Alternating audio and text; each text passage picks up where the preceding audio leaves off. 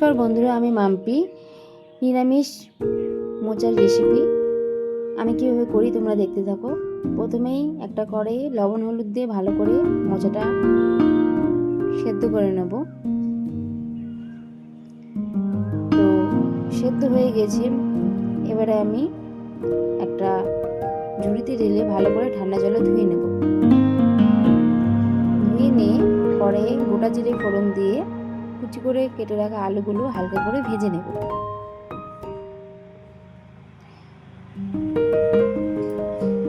তোমরা নিরামিষ দিনে এই মোচার রেসিপিটা করে খেতে পারো, অসাধারণ লাগে খেতে।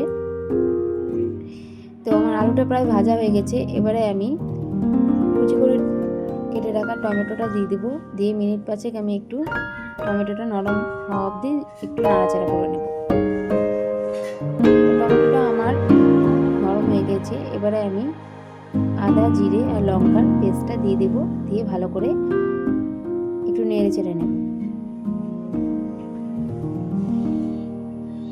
নেড়ে চেড়ে নিয়ে তোমরা এবারে পরিমাণ মতো লবণ আর পরিমাণ মতো হলুদ দিয়ে এবারে আবারও ভালো করে নেড়ে চেড়ে নেবো। এর মধ্যে তোমরা চিংড়ি মাছ দিতে পারো, বড়ি অথবা ডাল দিয়েও করতে পারো। তা আমি আজকে প্লেনই করেছি, যেহেতু আজকে শনিবার, নিরামিষ রেসিপি।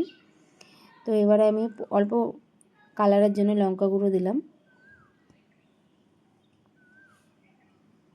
দেখতেই পাচ্ছ বন্ধুরা, তেল ছেড়ে গেছে কতটা। আমার মশলাটা কষানো হয়ে গেছে। এবারে আমি সেদ্ধ করা ভালো করে ধুয়ে রাখা মোচাটা দিয়ে দিলাম। মোচাটা দিয়ে এবারে ভালো মতো কষিয়ে নেব।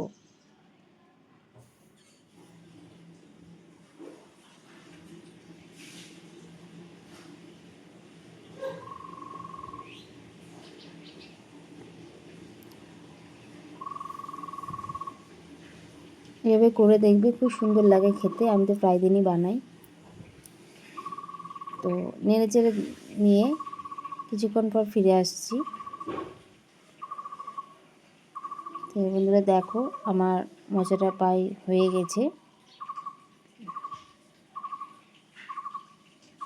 তা সেদ্ধও ভালো মতো হয়ে গেছে মোচাটা।